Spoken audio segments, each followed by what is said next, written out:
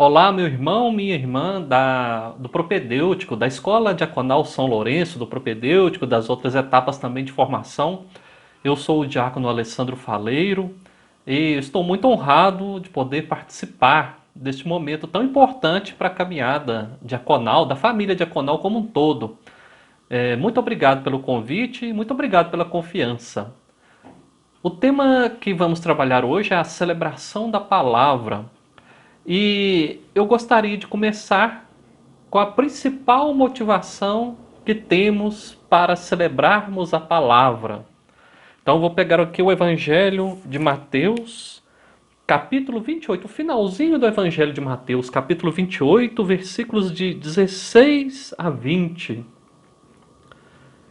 Os 11 discípulos partiram para a Galileia, a montanha que Jesus lhes havia indicado. Quando o viram, prostraram-se, mas alguns duvidaram. Jesus aproximou-se deles e disse: Foi-me dada toda a autoridade no céu e na terra. Ide, pois, e fazei discípulos todos os povos, batizando-os em nome do Pai, do Filho e do Espírito Santo. Ensinai-os a observar tudo o que eu vos mandei. Eis que estou convosco todos os dias, até o fim dos tempos. Eu peguei esse trecho da palavra de Deus, é uma das motivações, uma só, né? Eu peguei essa, mas há muitas outras motivações e outros exemplos de Jesus para que possamos comunicar a boa notícia, divulgar a palavra de Deus, refletir e principalmente nos alimentar com a palavra de Deus e alimentar o povo também, com o pão da palavra.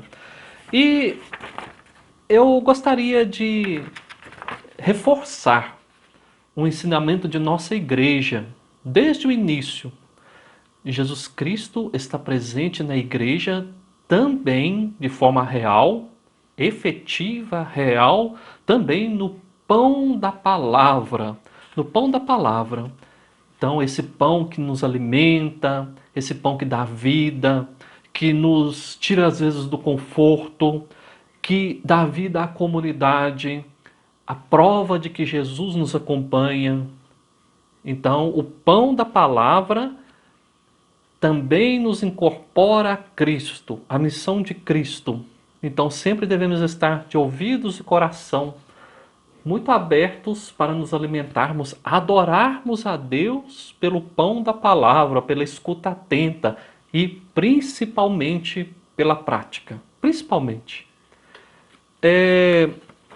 A celebração da palavra, ela vem sendo, vamos dizer assim, revalorizada, redescoberta, valorizada, incentivada na igreja, sobretudo nos tempos atuais. E é importante dizer, de início, a celebração da palavra é uma liturgia, é uma das maravilhosas liturgias da igreja. Muita gente começa a falar assim, quando muita gente chega nas igrejas e fala assim: ah, hoje eu vou embora para casa, que hoje vai ter só culto. As pessoas falam assim, às vezes, se bobear, até a gente pensa desse jeito. Vamos corrigir imediatamente isso. A celebração da palavra é uma liturgia. Uma liturgia. Quando hoje falamos culto, é um culto também, como as outras liturgias, um culto a Deus, mas as pessoas usam esse termo quase que no sentido pejorativo. Então não é missa, é que só tem culto. Então não pode, não podemos pensar assim não. E nós mesmos na escola diaconal, na caminhada diaconal, temos de valorizar muito a celebração da palavra. E a diferença, num sentido assim, mais geral, o culto, quem organiza um culto somos nós, os seres humanos. Quem organiza, preside a liturgia é o próprio Cristo. Em outras palavras, quem preside a celebração da palavra é Cristo. É Cristo. Por isso, ela merece toda a veneração, todo o cuidado, todo o respeito, toda a dignidade possível. Ela não é uma subliturgia. Ela não é uma subliturgia. Por isso precisamos muito aprofundar. Esse encontro de nós que temos hoje, eu gostaria de apresentar alguns conceitos gerais da celebração da palavra. Todos eles merecem aprofundamento. Então entendam esse encontro nosso hoje como uma espécie de, vamos dizer assim, provocação. Provocação. É interessante, nas igrejas orientais, as igrejas de rito oriental, elas chamam a celebração da palavra um nome muito bonito. Seria a liturgia dos pré-santificados. O que significa isso? Que nessa liturgia haverá o pão da palavra, haverá o encontro da comunidade na qual Cristo está presente também de forma real. E é interessante que nela serão distribuídos os sacramentos, vamos dizer assim, o pão da palavra, vamos corrigir aqui, nela vai ser distribuído o pão consagrado no domingo. Então por isso que se chama liturgia dos pré-santificados. É um nome muito interessante e tem até a ver com a maioria das celebrações que temos, pelo menos na Arquidiocese de Belo Horizonte. A liturgia dos pré-santificados. Olha que coisa bonita. E lembrando que o principal pão na celebração da palavra é o pão da palavra. É o pão da palavra. Já adianto que não é obrigatório, ainda que seja maravilhoso, seja muito bom, seja muito digno, mas não é obrigatório haver a distribuição da Eucaristia, não é obrigatória essa distribuição na celebração da palavra, porque Cristo é o alimento na palavra. Mas, se é possível, ainda bem, ótimo, ótimo. Muitas comunidades do Brasil, é um dado da CNBB que eu considero desatualizados, pode ser que sejam até mais. 70% das comunidades do Brasil celebram o domingo com a celebração da palavra, por falta de ministros ordenados que presidam a Eucaristia. Significa que muitas desses 70% das comunidades celebram, talvez, eu acredito, sem a distribuição da Eucaristia. Fica uma provocação também. Ó. Esse número eu acredito que esteja desatualizado, porque ele é do início dos anos 90, se não me engano. Se eu disse que quem preside é Cristo, o presidente da celebração da palavra, que pode ser um ministro ordenado ou um ministro leigo. Quando eu falo ministro ordenado, não é necessariamente só o diácono.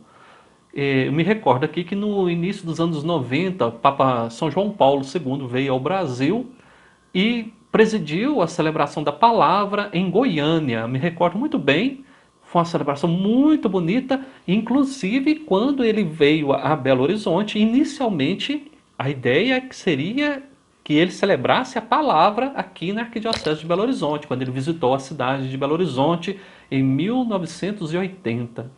Então, o Papa preside a celebração da palavra. Dom Valmor, recentemente, na reinauguração da Igreja da Pampulha, presidiu a celebração da palavra. Então, ela pode ser presidida pelo ministro ordenado, diácono, padre ou bispo, e, graças a Deus, também pelos ministros leigos, leigas, o ministro da presidência leiga da palavra, ministro ou ministra da presidência leiga da palavra. É um ministério muito importante, muito bonito e muito exigente também. Quem preside a celebração da palavra, no sentido, assim, vamos dizer, ministerial, como eu disse, quem preside é Cristo, mas no sentido ministerial, senta-se, sim, na cadeira do presidente. Havia um mito aí, algum tempo atrás, que só sentava nela o padre. Não, é um equívoco. A gente só não deve sentar-se na cátedra do bispo. Mas a cadeira do presidente, no espaço litúrgico, ela é um sinal litúrgico. Quem preside é Cristo e ele é o mestre que ensina, de cadeira, vamos dizer assim. Ele se senta para ensinar os seus alunos, que são os discípulos, seus filhos, seus irmãos, seus seguidores. Então, o presidente, homem ou mulher, senta-se na cadeira do presidente, porque está agindo na pessoa de Cristo. É um ministro que vai servir o pão da palavra, vai emprestar a voz para Deus falar e presidir. E é interessante também que na celebração da palavra, como quem preside é Cristo, é estranho. Não vamos ficar nessa história de pode ou não pode, não. É estranho que haja adoração do Santíssimo durante a celebração da palavra, tal qual acontece na missa. Não pode também. Porque quem preside é Cristo, é estranho, é uma adoração. Ele vai adorar ele mesmo, vamos dizer assim. A celebração da palavra é um grande louvor, louvor litúrgico a Deus Pai. Quem preside é Cristo, com a comunidade em torno da mesa, da palavra, um grande louvor a Deus Pai. Então, não há adoração do Santíssimo na celebração da palavra. Temos de ficar muito atentos a isso, temos de ficar muito atentos. E eu acredito que muitas comunidades, às vezes as pessoas até estranham, quando eu não conduzo a celebração, a adoração do Santíssimo. E se ela houver, ela é tão discreta, tal qual na missa. O padre às vezes ajoelha rapidamente e se levanta ali durante a oração eucarística. São orações muito discretas, muito rápidas, né? Porque a grande adoração é do início ao fim da celebração da palavra. Eu gostaria de falar aqui também algo, antes que eu me esqueça, algo muito interessante. Se por acaso você quiser fazer uma procissão da Bíblia na celebração da palavra, isso vale para a missa também. Que ela seja na procissão de entrada, porque Deus está presente de forma real no pão da palavra, do início ao fim da celebração. Então é muito estranho que a Bíblia entre só pouco antes das leituras, porque do início ao fim, se tirarmos o que é a palavra, não sobra nada. Então é muito interessante. Comece a criar comece a observar isso. Não é questão de pode ou não pode, tem ou não tem lógica.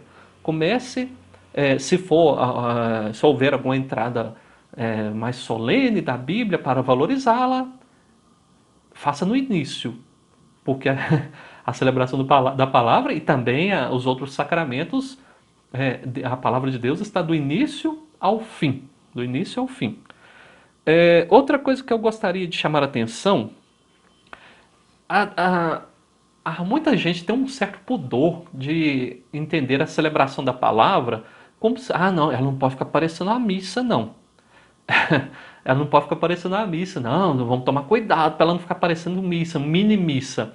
É uma bobagem isso, bobagem. Por quê? Não só a celebração da palavra, como os outros sacramentos têm uma estrutura muito parecida com a da missa.